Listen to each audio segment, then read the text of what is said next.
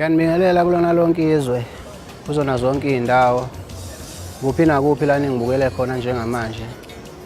Nginibingelela nje mina ngiyumdumazi uZandla ezincane ubona benza umxolisi umfana kwaMhlongo obuya le Mtubatuba kwashikishela eBhekamandla esigodi la ngibuya khona. Inhloso ke yokuba la phambi kwenu ukuzonethulela umsebenzi wami omusha. Ngicabanga ukuthi ke abaningi sebethe bangibona ezikhathini eziphambilini ngivela kubona njengomdumazi. Abanye bangazi ke ngomfana wodumo luka 6 Nili. Ngicabanga ukuthi uzokhumbula mhlazana eziqhathiwe emsakazweni omkhulukazi impela inyoni emaphiko phiko endizela zonke izindawo. Ushaya umfana ngaze ngamgquba ngamgibeza izintaba zasenkandla emshisana kwaqhuma imkikizo komama. Ushaya umfana ngamgquba ngaze ngamfaka esibayeni sikayise. Ngithe mangisuka lapho ngase ngibuyele eshaweni ngafike ngageza njengoba ngigeza le ndalo nje. Okubalekile ke yilokho ngizonethulela umsebenzi omusha phansi kweqembu elisha enginenzele lona njengamanje igeza le ndalo. Igeza le ndalo ke yimina umdumazi umfana kwaMhlongo uZandla ezincane ubona benza lo enimazi akukho okushintshile. Yimina engihamba phambili kulelo qembu. Kube yimina futhi owenza nje wonke ama voice njengokujwayelekile okuyistyle esehlukile lesi. Engizonxenxa wonke kumuntu ukuthi ekuphumeni kwalo msebenzi. Lo msebenzi uzophuma ngomhla ka10 kuNovember. Uyobe usuphumile ke lo msebenzi. Ngicabanga ukuthi isikhathi sawo la uzophuma khona. Ngicabanga ukuthi isikhathi kuzobe ku10 ekseni. Kuzobe iqala ibulalana lapha yana kwaMaye ila uzophumela khona lo msebenzi. Ngiyabanxenxa ke bonke abantu abafisa ukuthi bayitholele igeza le ndalo lobe liphuma ngalo lelo langa sokuthi sililontsha ngalelo langa lizobe liphuma ngalo lelo langa lobe lingakatholakali lawo. Ngitholele lisashisa ke ngoba ngiyakwazi ukuthi uyayithanda izinto ezinhle.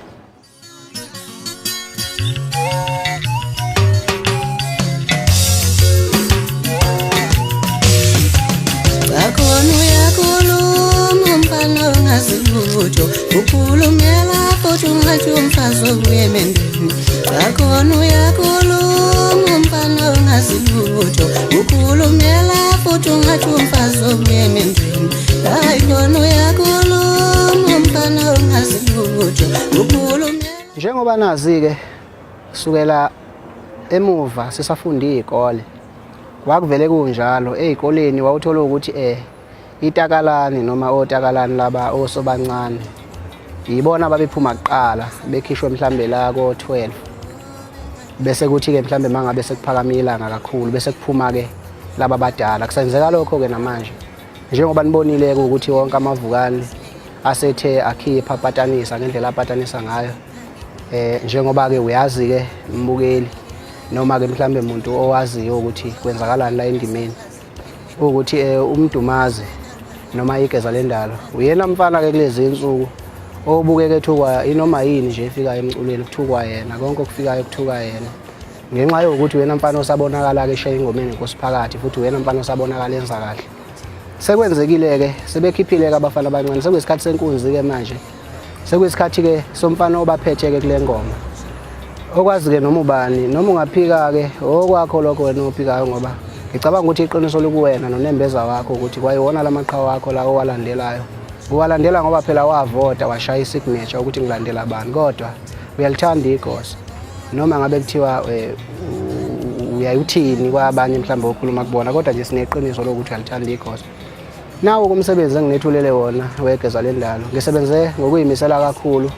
Ngicela ukuthi siphume enkalo zonke siusupport umsebenzi kaMdumazi umsebenzi wegeza le ndalo ngoba igeza le ndalo liwumdumazi. Sicela nje ukuthi nilule isandla niusupport umsebenzi wethu niuthenge njengoba nisibona nje sinandisela umsebenzi sinwebe igceke kungenxa yemsebenzi yenu nina engabathandi bomculo wethu eniwuthenga endaweni efanele. Siyabonga kakhulu ke ngalokho sicela niqhubeke niyibambe lapho bese ke nikhohlwe lokho okunye okukhulumekayo. Ziningi kakhulu izinto ezenzakalayo kumina ngivinjwa emcimbini kamaskandi noma yonke nje imicimbi eyenziwayo ngivalelwe emsakazweni eyahlukahlukene kuthiwa kungadlalwa mina ngoba kubalekelwa khona ukuthi kuzovela amahlazo ukuthi ukufika kaMdumazi ukufika kwegeza le ndalo ukufika kaZandla ezincane kuvele kufike kucacele nombani ukuthi nangu lo mfana oshaya lushuni lo, nangu lo mfana ocula into eziwa yibo bonke abantu ngendlela okuyiyona yona, bese ngiyavalelwa-ke ngisho kuma-live performance uqobo awukazi ungibone mina ngenxa yokuthi bayazi ukuthi uma ngingafika laphana kunamadoda azobhinqela ncwanye azoba nenkinga.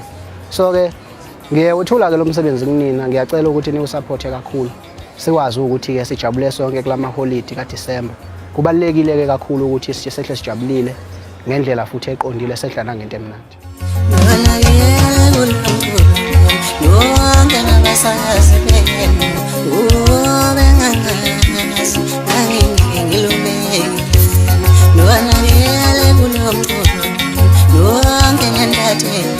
Kunolunye udaba-ke engifisa ukuthi mhlambe ngihlale phezu kwalo ukunicacisela lona nina eningabathandi bomculo enisilandela ngokuyiqiniso enifisa ukuthi nisibone, othola ukuthi mhlambe kunomuntu omaziyo uMdumazi ngokwey'ngoma zakhe ukuthi kunomdumazi, kodwa manje uMdumazi asikaze simbone stage ngenxa yokuthi-ke siyaziwa ukuthi siyela abantu abayishaya ingoma. uMdumazi uyaziwa ukuthi uyena mfana ojikelele la engomeni. Kunabantu-ke abenza into enjengale.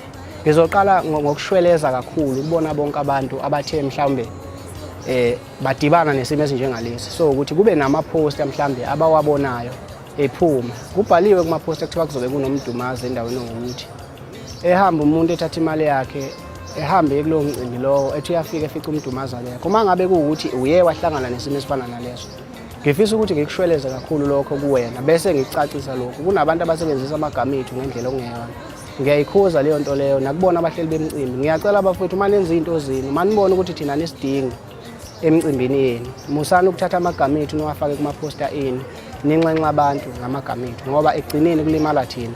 Kunomuntu ozogcina sezonda umdumazi kube sengathi thina asinaqiniso, kuhuduleleka igama lethu phansi, kanti akunjalo.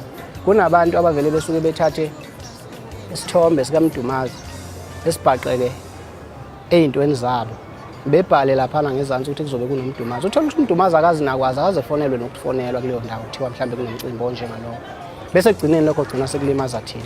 Kodwa-ke ukuthoba amanxeba ngoba bengingakaze ngiyichaze into efana nalena, ngizocela ukuthi ngizehlise kakhulu ukubona bonke abantu abathe badibana nezinto ey'fana nalezo.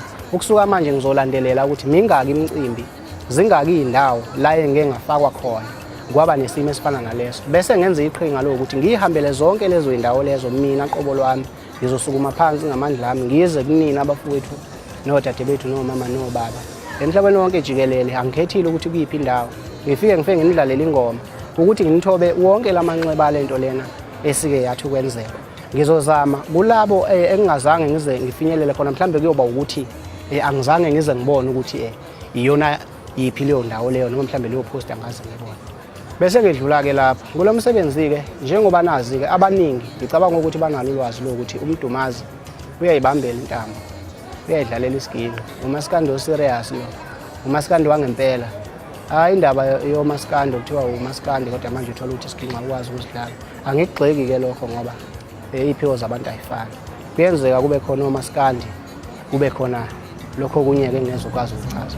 Kule albhamu-ke kuney'ngoma ey'hamba ngendlela engizokhombisa la esiginqini sami lesi engisidlalayo. Ngisazonidlalela kuney'ngoma-ke laphana ey'hamba kanje.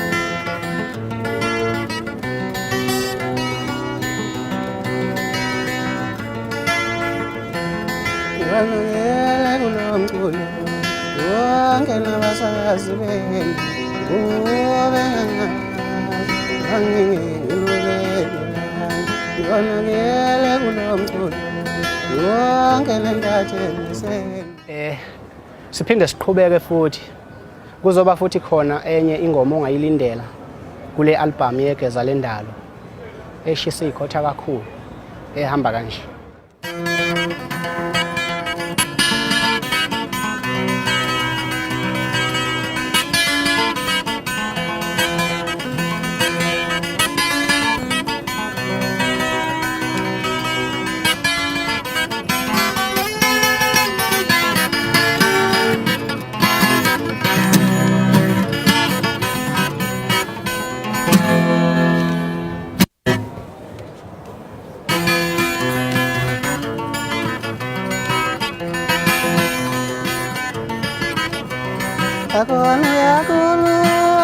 umfana ongazilutho ukhulumela futhi ungathi umfazi wemendeni usakhona uyakhuluma umfana ongazilutho ukhulumela futhi ungathi umfazi wemendeni wosabaleka. Ngidlule futhi lapho njengoba-ke ngumfana nje oyibambelayo intambo mase ngiliphethe lolu godo ngivele ngizokuvuka usinga engathi ngavele ngiyiqhulule zonke kodwa-ke ey'ningi usuyohlangana nazo khona lapha kwi-album ngizovalelisa nje bese ngikushiya nale.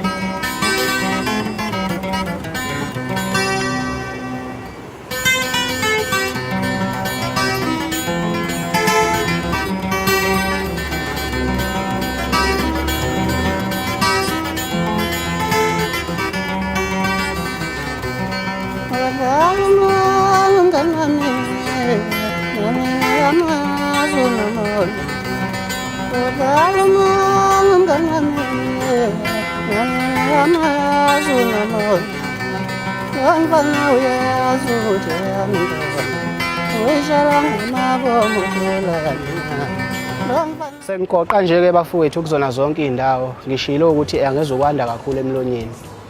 Ngiyacela ngiyanxenxa kakhulu ukuthi indaba zama-fake noma mhlambe lama-CD lawa athengwa la ey'tradini siyacela bafethu niyiyeke leyo nto iyasilimaza isibuyisele emuva ngoba sifisa ukuhlala sicwebezela phambi kwenu. Siyazi ukuthi njengoba sigezile nje siyigeza le ndalo nifisa ukuthi ngaso sonke isikhathi nihlale nisibona sigezile.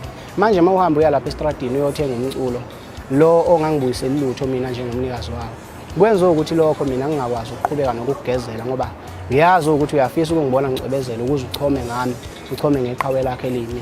So-ke siyacela abafowethu ukuthi nisapothe umsebenzi ngendlela eyiyona yona. Angizukukhohlwa ukubonga bonke abantu engisebenze nabo kulo msebenzi. Ngiphinde futhi ngidlulisa amazwi enduduzo emndenini wakwaMtshali. Ngilenyalelwe ucela umusa wakwaMtshali umfowethu ebengikade ngehla ngenyuka nayo senza lo msebenzi ngebhadi kuNkulunkulu wangiphuca yena noma wasephuca yena wedlule emhlabeni. Ngibhlungu kakhulu ngoba bengiyitshela ukuthi lokho uma ngabe sengikwenzile lo msebenzi lona ngoba sengiwenzile ubezowujabulela kakhulu, ubewazi, ubewuthanda kakhulu, ubesazokudla ngawo. Kodwa-ke njengoba sekwenzekile ngibhlungu kakhulu.